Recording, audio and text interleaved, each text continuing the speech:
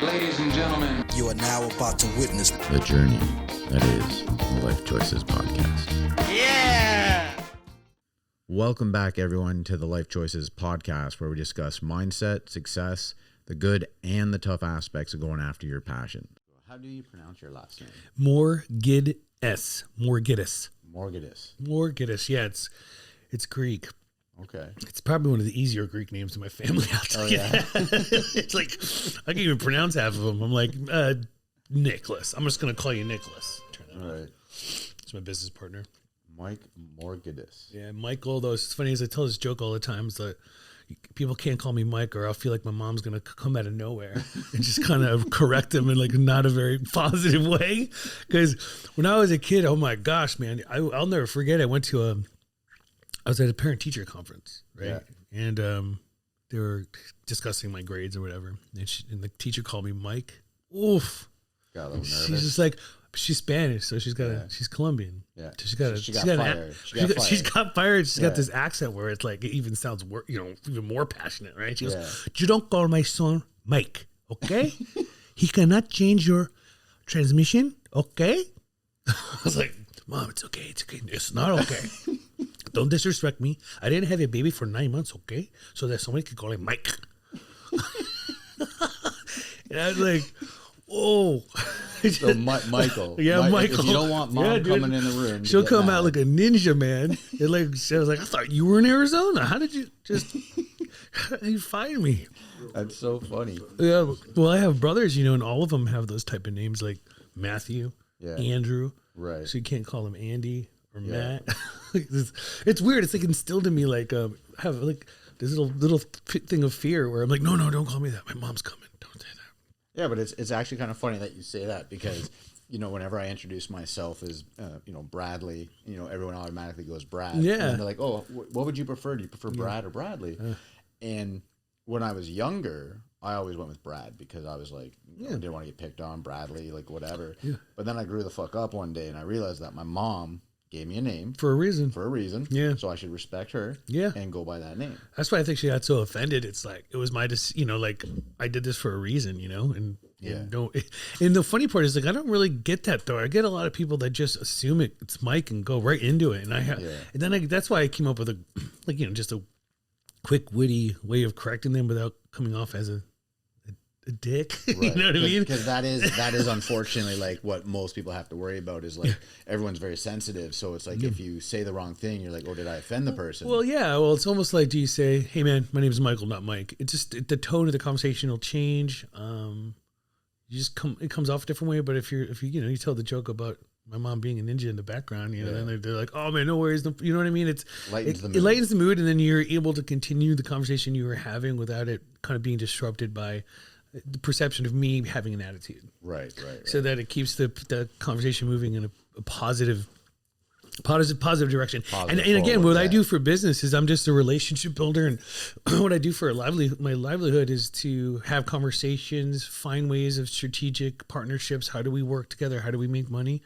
And believe it or not, something like that could steer that thing into a direction where I wouldn't make money. Because their perception would be like, oh, I don't want to work with this guy. He's right. Because it's all about how you communicate with somebody. Yeah. So if I communicate and make it a joke, then it comes off better. And then they laugh. And you really have to choose when you're in, I think, any business field nowadays is you have to make that logical choice to become great at communicating. 100%. And you also have to be able to read people. You got to be able to kind of put yourself in their shoes. You want to be able to, it's funny. It's like one time somebody actually corrected me, and it's with somebody who cares about me, and she's known me, my Angela, she's kind of like a surrogate mother in a way. She, I called myself because I didn't know what, because she goes, you're a master motivator, not manipulator, because I'm not there to hurt anyone, but I am very good at like taking someone's needs and wants and putting them in a way, and for me, present my needs and wants and find a way for it to work for everybody. And sometimes it has to come off as their idea, even though I was the one that kind of put it in their brain. 1,000%. And just to make it work. Yeah. And so, she corrected me a long time ago. And that was kind of a good positive way to how to describe myself so that I could kind of move forward and build on that. You know what I mean? But that aspect I want to touch on real there is like, not being a manipulator, but being a motivator is very important. Yeah. And the fact of having that ability to get the person to think it's their idea. It's so strange, the theory behind that, because it's really what a lot of people feel they need is they need to be the one that had the idea. Of course. But most of the time, it's not actually their idea. It's given to them. It's set up. Yeah. So it's almost like you create an environment where, and then you ask every question but that question, and then they'll be like, oh, what about this? But it's okay, because I mean, some people are the ones that come up with the ideas and can execute. Some people won't participate unless they think it's their idea, but they don't even know they're like that. Right. So I'm not going to sit there and do like a therapy session and say, listen, you always have to be your idea in order for us to get anything done. No. I know how to have a conversation with them where they're, they feel part of it. That could be insecurities. That could be anything that wherever that comes from. You know what I mean? But that's what, I pride myself on, is to be able to kind of, help motivate, get people, I'm a professional facilitator, Right. And I facilitate people to get things done all together. So like one of the things that I learned a lot about business was, Henry Ford was in front of the congressional hearing, and, they were just bombarding him with all these questions about his business and safety about cars and all this stuff, because, it's such a new technology, Right. And, the government wants to figure out what's going on. But he said, I do not know the answer to that question, but if you give me that phone, I could pick somebody up and it works with me. They'll know the answer to that question. So I just thought about that, as I'm building a team and I always tell the guys that work with me, we work together, because I put the two bolts down too. I don't tell them to do something, Right. And we work together as an organism, an organization. So I just always knew that you're only as good by yourself, and you only can get so far. Right. You know what I mean? It's the old saying that it takes a village to raise a child. Yeah. Same thing with your business, is if you want to be successful in business, you need to have a very good foundation of people that work with you, not for you. Exactly. Which is good.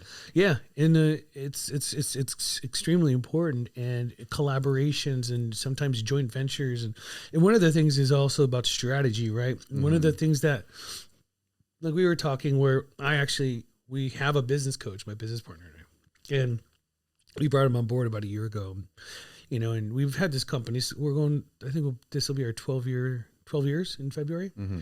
And it was a great lifestyle business. You know what I mean? We were able to build something. Him and I owned, we were together, been together for a long time working on projects. And, we decided to get really serious about our business in a way. And this is your current business right now. Yeah, I've had for 12 years. Right. And that is the business of? I do internet marketing. So I'm a lead generator. So right. I own hundreds of websites that are there for certain, whatever, if somebody needs a finance a vehicle, if somebody needs an attorney for a certain issue. So what my job is to do is I own these websites and operate them. My team does, and we optimize them, but we get traffic to those websites via all different types of ways on the internet. It could be from social media, TikTok, Facebook. We do email campaigns. We can do SMS campaigns. There's so many different ways of getting people to click on that to go to the website. Right.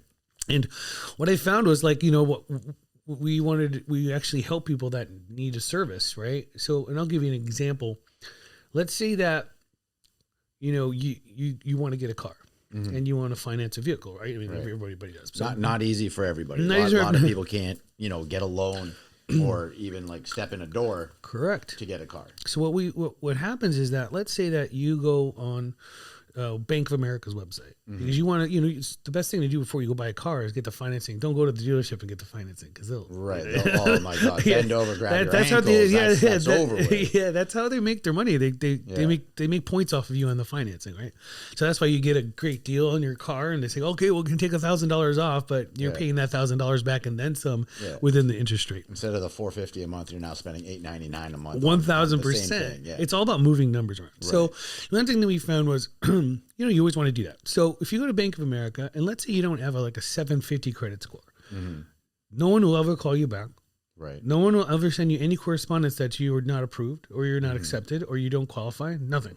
Right. So what happens with our websites is that, let's say you go to my website, you fill out all of the information for a car loan, and based upon that criteria, data points, I'm able to look at it as a highway. That data is going to go to whoever can facilitate your service, right? Okay. So I have Bank of America, let's say, or I have. What I mean is like, there's someone that can help you regardless of your situation. Right. Does that make sense? And you'll facilitate finding that. And it's all digital, right? So I don't physically do anything. It's all about data and fields and say this criteria of this client, the criteria over here, this client. So this guy might fit perfectly with this guy might fit perfectly. So we do that with all different types of things. So it's not just auto finance. We do auto insurance. We help people facilitate attorneys if they need a bankruptcy to do a bankruptcy. So a lot of, and the reason why we work a lot in these verticals is because in a weird way they're doesn't really depend on the economy, because that's one thing we learned a long time ago. If we have these services, that because everyone's going to need a car, right? And the truth is, when the economy is good, our business is good. The economy is bad, our business is great.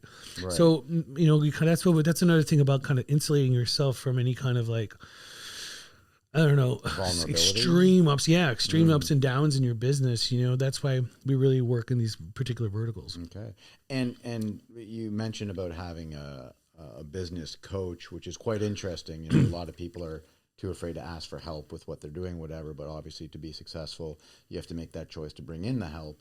Yeah. And you're saying that you and your current business partner of this business, 12 years, you have a business coach who has obviously developed other companies or helped other companies get through those growing pains of getting from nothing to something. Yeah, not only that, we're in a growth mode, right? I'll just give you just a quick little simple math. I mean, since we brought him on, we've quadrupled our business. Boom. Within a year. Within 12 months. Within 12 Quadrupled months. Your business. Quadrupled. I need to talk to your business coach. Exactly. Well, one of the things is that though, it's not just what he provides, but it's also what are we willing to, how hard are we willing to work, right? Because that's one of the things that it's if he's a strategist, right? And he teaches some strategy, but we're the ones executing it. Right. It's the action. Okay. So. And we've taken it in every single month. We've taken it to the next level. He's given us more nuggets. And also he's got a Rolodex that's insane. Well, he has more reach. Yeah, he has more reach. Right. But in any time he thinks he knows where you're at, where we're at, he knows the exact person to introduce us to get to the next level. And again, we wanted to really get serious about business. And when I say growth mode, I'm in that place now. I'm 45 years old. I've been 45 years. 45 years. We both, right? We both birthdays 40, are in December. Yeah, young, man. I don't know though. Body feels old, but the mind is still young. I tell you, man. I went to California for this conference, and I came back, and I'm just like, what? I don't even. My body just says sit still and give me a couple days, know. But to get back to where I was at, so we wanted to get into growth mode. Now, growth mode is this: at some point you want to sell your business, right? Right. You want to package it up and sell it. Give it to someone else, make some money. No, he's great at that. And it's not like we're going to do it tomorrow. Mm-hmm. But let's say somebody comes and makes us an offer we can't refuse at the end of this year. Mm-hmm.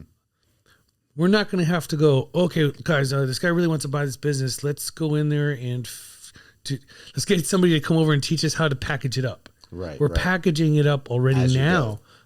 But we might not sell it for another 5 years. I don't know. But the truth is, we're not going to be caught with our pants down. Right. No, the wrapping paper is going to be that much better. Yeah, exactly. And then we're not going to lose that opportunity. Right. So let's just say that, it's going to take us 6 months to get our ducks in a row to sell it. Mm-hmm. That opportunity could go away. Absolutely. And they don't come around very often. Right. You know?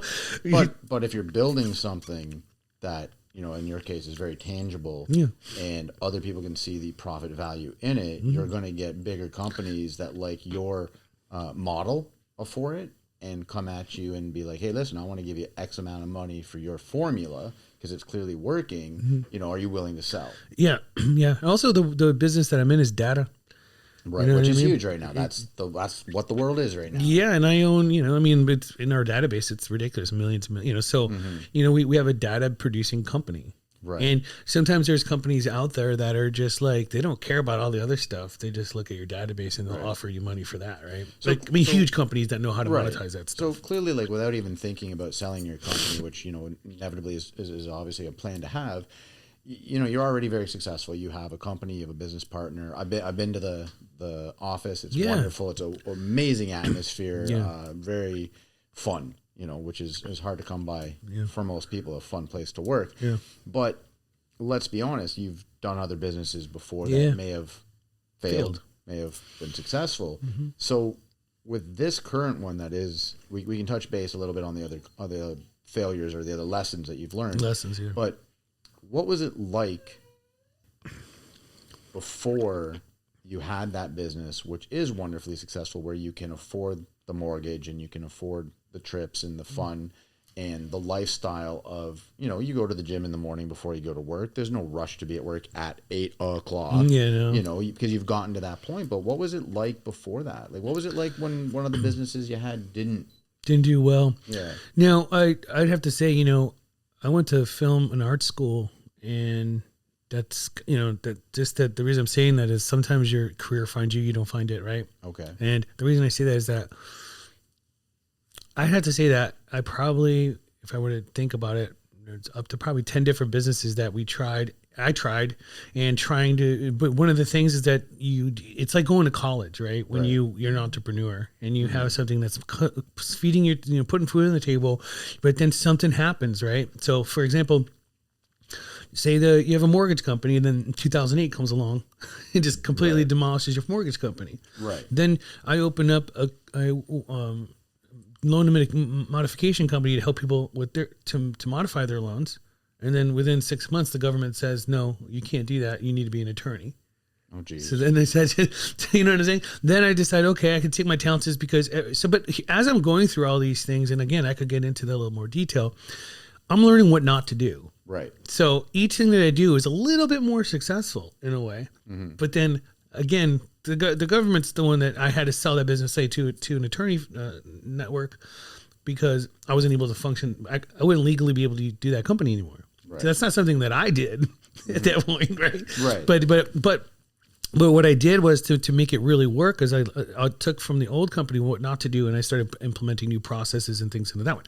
Then went to the next one, where it's deregulated energy, where we sold kilowatt hours on the electric grids for states that don't have monopolies like we do, like FP&L. Right. You can actually choose whatever electric company you want to work with. Right. Okay. So that being said, everything was going well. We were building that and finding ways to grow that business, and then all of a sudden the industry changed, and instead of the way they used to pay us like upfront on a contract, then they would pay us, like, say, on a 5-year contract, month after month. So the cash flow just would go away, because now I'm not, you structure your business in one way. So again, it's not something I did, but you have to pivot. Right. So as everything keeps happening, like every time you kind of get a step forward, something happens, you're getting put back a step. But I'm learning so much with each step. Right. So in a weird way, I didn't get discouraged, even though it was discouraging. And there's a lot of people in that position. And again, I had a car transport brokerage. Yeah. And then so I kept going and kept trying and kept moving. I mean, you've had multiple different faceted careers, businesses, but also different business partners, different people that were in the organization. So learned lots of lessons of what not to do. Learned a lesson of who you should work with or not work with. Don't chase the money. Do the right thing. So all these little things have started kind of coming up to play. And every time that I would learn this thing, then good things would happen in a way, right? Right. So almost like you said, like pivoting. Like once you're making all these choices to better yourself, better your life, better your business, better your surroundings, basically. And every time life throws life at you, which it will always do, no matter how great you're doing, life comes at all of us all the time. You need to know how to pivot. You need to know how to absorb the situation, process it in a way in which learning how to control your reactions to situations. Yeah. Without emotions, I have to imagine. Yeah, without emotions, because if it's about emotion, I probably would have gave up a long time ago. Right. You know what I mean? Because it's discouraging. You got to start from scratch again. It's tiring. You know what I mean? You kind of put because when you're an entrepreneur, you put 110% in, especially when you're starting off, right? And no one believes it. And you have the tool belt on, man. You got to do all the work yourself. And no one's coming at you saying, "Hey, here's work." Yeah, not only that, you're not on their radar. You don't really, where I'm at today. My position is completely different. Where people are looking for us in order to work with us. And that's the goal, right? When you start off, like myself here at Life Choices, we are starting brand new. We don't have anything tangible. we're literally working to earn your time, and no one knows us, no one believes in us yet, but the emotion, you can't be upset with anything. You got to work. Yeah, you just gotta, one of the biggest things, if any advice I could give you is, and wherever you decide to go, wherever this journey takes you, one of the biggest lessons I learned was to look at what you did in the past, what worked, what didn't work, what can you do today to put a plan in place for those things that didn't work, and how can you grow the things that did work, right? And then what's the plan for tomorrow to start executing that, right? And when you look at things like that in your business, you'll see it's weird. It's like all these, we call them bottlenecks, right? Yeah. But the bottlenecks start getting filled. All of a sudden, the revenue just starts jumping. It comes in time. Yeah, it just starts jumping because you're getting rid of these bottlenecks, and it's opening up the flow, and ends up in such a positive way, and comes in. It grows a lot faster than you ever think it's going to be, and it could be the people, or it could be the people you bring on, or whatever way that you I guess you measure that, right? So me measuring that is more like revenue. Yeah. So that's a really important thing when it comes to that. But in terms of my journey, it's, one of the things I found is, like, my business partner, Adam, I consider him to be one of my best friends, but it's like a marriage too, by the way. Yeah. 12 years, like 13, we've been together 15 years. 15 years. Yeah. So I mean, it's a lot of fights. Oh, there's lots of no, but he's funny. It's like we have this relationship, and again, this is what makes us really great together. We learn that to trust each other, that he does what he does best, and I do what I do best. Right. And ever since we've done that years and years and years ago, our business has grown because I don't want to be the master of, the jack of all trades and the master of none, right? I'm really great at this side of the business, and I'm trying to learn that side. So as I'm trying to learn the tech side and everything like that, this part of the business is falling. Right. And then I try to pick this part back up, and then that part of the business is falling. Right. Then the efficiencies are there. Yeah. And then inefficiencies, I should say. You almost have to know what each person is strong suited at. Yeah. Stay in your lane. Learn what the other person is doing so you have an awareness of the full capacity of your business. 100%. But don't let go of what you're good at, and don't stop them from doing what they're good at. 100%. And over the years, that's what's helped us grow. But also at the same time is look at other businesses, what not to do. Just give an example. We have an organization. There's 8 of us total. Okay. And again, I just went to a conference, and I know basically at this point I'm an OG in the business. Yeah. And I know all the owners of every. We all kind of break bread together. We know each other. So I do, Adam and I probably do the same amount of revenue of another business that probably needs about 15 to 20 people. Wow. Double almost. So the more not employees, but the more people that work with you or for you, whatever you want to say, I say with me. Mm-hmm. That's more. I want to touch on that real quick. That is such an important factor in life. I've worked for people before that had that mentality of, you're my cook, you work for me, and it discourages you. You don't want to do, I'm York. You fucking owe me. I'm cooking. Yeah. I don't cook for you. You're my boss. You're not even actually paying my bills, because you're the boss of a restaurant that is owned by somebody else. Yeah. But when I worked with people that said, I was out having drinks or whatever after a long shift, and introduced me to someone else. Oh, this is Bradley. He works with me, even though he was my superior, and damn right he was my boss. He said, "Oh, he works with me." Boom, dude. I mean, you work harder. You do work harder because you feel like you're part of something. And also, that's one of the things that's very important to me with my guys. Like, we're all really close too, and we're good friends. And but I'm all about we're all about all of us winning, not just Adam and I. Well, that is without a doubt, that is a key factor for me. And you see that when you just go to the office, right? Yeah. I mean, you have that vibe. Well, not even in the office, but when I see you guys at the gym. Yeah, exactly. You know what I'm saying? Because it's not just you at the gym. It's the other people you work with also. You guys have similar likes, similar goals. Oh, 100%. And, that's really important. And supporting. And again, and also, one of the things, too, a lot of companies that in our industry, they have a lot of turnaround, right? They have people that come in, work for them, then they're gone. Then they have to find another person, that and that. I pride myself on, and Adam and I pride ourselves on, everyone's been in our organization has been there forever, and they're growing as people. They're personally and financially growing every single year. Right. We make sure that we're always nurturing those relationships and making sure, and everyone is just all in. Yeah. And it's a collective, right? So they're just like, everyone is offering help to help the other person if there's like a bottleneck or something they can't figure out.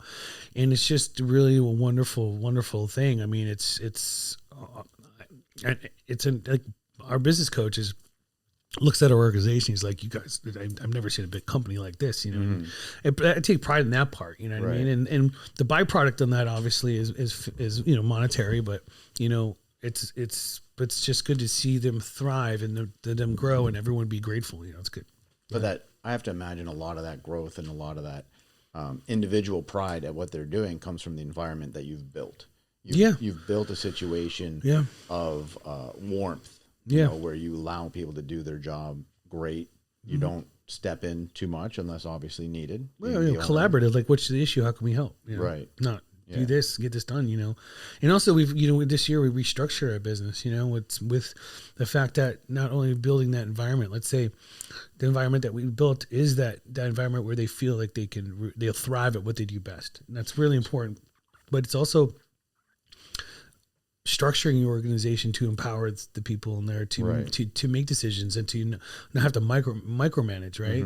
Nobody wants to be micromanaged, Oh no. No. You want to be given the confidence from your boss or the person that directly gave you the job. You want to have that. You want to be given the confidence that that you're doing your job because they have faith that you know how to do your job. Exactly, and also when they're empowered to know that they have that. And they can work together. It also allows Adam and I to do what we do best. So when we were talking about he does what he does best, and what's happened is that it's opened Adam and I to go out there and do a lot more biz dev, so that we're not just kind of in the everyday business development. Okay, gotcha. Make more relationships, get more clients, build the revenue stream. Right. So that's really actually after we restructured last year, that was one of the things too, because the guys are out there, they're ripping and roaring, doing what they do best. And basically Adam and I are out there building the business so that we can bring in the revenue, and it's just been a real breath of fresh air. And, they're not only stepped up to the plate, but it's above and beyond. So we have Adam and I have the confidence to go do what we do best. Right. So would you say, like, out of all the businesses that you've owned in your years of being an entrepreneur, where were you at the point, like you brought up Thomas Ford earlier, which I love. You brought him up. Yeah, Henry Ford. Yeah, Henry Ford. Right. And how he had went in front of the Congress and went on. I remember that whole situation, and I thought it was quite smart that he literally said, like, "Give me the phone. Just give me the phone. I'll get it done. Like, I don't need you to tell me to do it. And I don't need to know the answer." Right. So you're at that same part now in your current business. You have the people. You have the know-how. You're an OG. Where were you before that? Like, there was a time, I'm sure, where it was scary. Oh God, yeah. And you weren't sure when you have a family, when the food was going to hit the table, yeah, or it was going to get shut down, or we didn't have enough cash flow to, It's also like weirdly, entrepreneurs, and you have to have like a blind drive, blind faith almost, because if you doubt yourself, and you will, it gets hard. It gets really hard. I'm not going to lie. It gets, the unknown. Like if you're solo and you don't have a family, the unknown is a little bit more like, okay, I can handle that. But over that 7 years, 5 years, 10 years, when I was by myself, I'm like, oh, I can sleep on the floor. I don't, whatever. Mm-hmm. But then, I started building a family, a kid, and and let me tell you something though. When you have a child, you have other people to be responsible for. My income shot up like a good percentage because I felt something click inside of me where I turn it up. Right. It's time. It's time. It's time to turn it up, and that was definitely a big motivator, obviously. But yeah, no, I agree. But yeah, again, within 10 years, a lot of things can change, and one of the things too is important is networking and making sure you're surrounding yourself with people that are like-minded, surrounding yourself with people that are motivated, surrounding yourself with people that are entrepreneurs. Just go out there and just make sure, because you are who you surround yourself with. 1,000%. So, and sometimes you outgrow the closest people in your life, and it's not a negative. I try to tell people this a lot lately. There's selfish in a positive and selfish in a negative way. Yeah. And sometimes you need to be selfish in a positive way. If the people you surround yourself aren't doing anything to add positive forward motion for you, unfortunately, they might be fun to go at a bar, but they're not what you want anymore, because you're trying to create a lifestyle. You're trying to create a company or a business, or 100%. You know, you also have to start. You know, one of the biggest things that I've learned in my life, because I'm a big giver. Mm-hmm. Almost too much, right? Well, not anymore. I used to be, and this technique really taught me that, because people will drain your energy. 1,000%. You know, but people will drain your energy. There's the ones that don't do it on purpose. Mm-hmm. There's ones that do it on purpose. Mm-hmm. So how do you kind of figure that out? So I developed a sorting process. Okay. So I have people in my life that I keep here. Okay. People I keep here, here, and here. Gotcha. So in the heart. In the heart. A little bit away from the heart. Yeah, a little farther away from the heart, and then fuck off. Get out of my heart. I never want to. I mean, we're done. Yeah. So, but but one of the things is that somebody can be here, right? But then they'll end up here. Absolutely. You know, I have people in my life from here that now are over here. Mm-hmm. Then, but some people that are here that can move their way here. So. But now I just sort my energy based upon that criteria, right? And since that's happened, I don't waste my energy, because what I do, if somebody takes my energy away, it'll take away from my business, it'll take away from my family, it'll take away from my happiness. So, you know, that's really helped me kind of sort my life, sort the people in my life out, because you are who you surround yourself with. Mm-hmm. And it's really helped me excel as a person and my happiness. And I think what you're touching on here is in a greater way self-awareness. Yeah. You know, a lot of people aren't what I call woke yet. They're not aware of their potential, because they haven't really woken up to the idea of what's around them, who they are, what's inside them. And when you have that self-awareness and the ability to process the situations around you, you're able to navigate yourself through those who you're surrounding yourself with. Yeah. And when you can comfortably say, okay, this person fulfills no added bonus to my life. They're not a horrible person. No. But they're not adding to my life. And I don't want to stay complacent. I don't want to stay here. I want to go there. Yep. That's when you make the shift, because you start with the self-awareness of it. Yeah. I like what you said a few moments ago there about turning it up. Like, you know, when you have that other, like a child, I can't compete with that. I don't have one. I understand. I'm just letting you know when that, you know, there's a body, that person you have to feed. It's like, I do have my mother. Yeah. You know, we lost our father, I think five, almost 6 years ago. And Sorry. I chose, it's part of life. My dad always said, death is part of life. You can't get upset with it. You've got to be strong. Emotions are for the bedroom. Discipline is for everything else. Yeah. So, you know, you lose a parent, you lose a friend, you lose a sibling, like whatever. Like, yeah, it sucks, but be strong. You got to be able to carry on the conversation there. Also be there for your family too. Exactly. You can't be like whimpering in a corner and be like not able to do anything. You got to still be a strong individual. But again, I took my mom on as my responsibility. So I don't have a child, and it's motivating. And I hope one day I do, because I would love to understand what it's like to have that absolute love for someone for the rest of your life, and that absolute worry for the rest of your life for someone else. Because that, in my opinion, that's when an individual grows the fuck up. I grew up. You don't grow up until you actually have to care for another person's livelihood. Yeah. Being that I have my mom on my shoulders, like, you know, I chose that. I made that life choice to take her responsibilities. So turning it up is absolutely important. The career I have right now pays me a certain amount of money per month, which is allowing me to fund a business which is currently making no money. Yes, but you know what? That's entrepreneurship, right? Yeah. So while I was building a business during the day, I was bartending at night. Exactly. So when you know what I mean, like, but that's a lot of people do it wrong. Right. A lot of people are like, they work at a restaurant where they say work at a restaurant. They have the opportunity to have all the time you want and then during the day to do anything. You make pretty good money, and they use their day to sleep in all day long, right? Sleep because they got fucking lit all night. You know how that is, man. And it's fun. It's fucking fun. It is fun, man. Yeah. I get it. And I was all about that life, for a little bit. I worked in LA as a bartender and worked in and started the film business and stuff, but. Yeah, but there was a moment there that I really kind of had this this moment, like you say you had on the boat when you were like, let's get started. I had this light bulb go off in my head and go, I have this opportunity to work every day, all day long on my business and make money at night. Why am I not putting all my energy into that?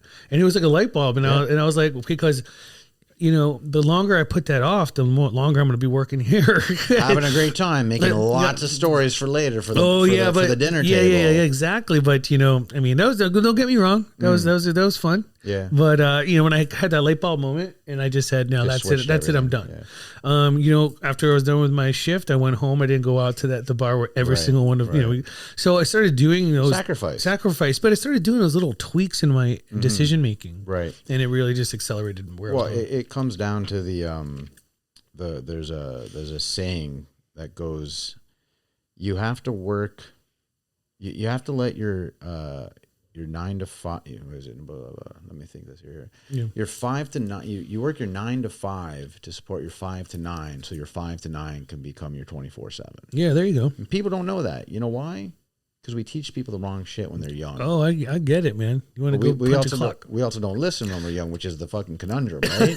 Because think about it. 18 to 30, right? You're fucking powerhouse, male or female. This is when your body's limber, your mind is ready to fucking explode with knowledge. You have this ability to bounce back fucking instantly. We get drunk now? Fuck, man. Day and a half, possibly 3 days. Yeah, that dude. But no one listens at that young age of what we're basically getting at. It's like you have that ability if you look at the situation and reverse it like you did. Yeah. Bartend at night, make a lot of money, but spend that time. Like there's another saying, weekends are there for you to create the life you want, not to escape the life you have. Yep.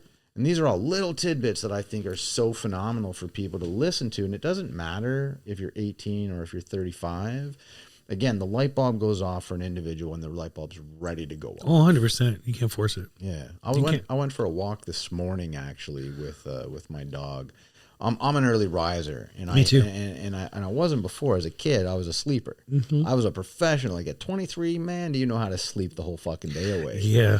But now, like, I actually want to get up. Like Kobe actually says it. Like, you got to hit that gym at 4 a.m. so you can hit it at noon. You can hit it at 2. You can hit that gym like 3-4 times a day to practice what it is you're trying to get great at. So I take that literally, and I get up at 4 in the morning, and I don't jump right out of bed at 4 sometimes. You are an early. That's early. Yeah. Well, 4:30 for my job it's a must. So I switched my life to make that match my work to make it easier. Actually, exactly. Yeah. So I'm never worried about getting up at 4:30. But when I'm not on my work day, every day is a work day. Yeah. When I'm not at my job that pays me, I'm at home and I get up at 4 in the morning, 4:30, and I take my dog for a walk, and it's probably the most peaceful time I have. Me too. You know, whether I used to sit on my patio here with my waterfalls and my incense burning and whatnot. I go for this walk by myself, and I think any entrepreneur is a creative person. Yeah, because you're creating something, and the best time to be creative is when you're by yourself. Yeah, that's when some of the best ideas come. Also, one of there's something that you just touched on is one of the things my coach told me was, you need to know when you're at your best for the day.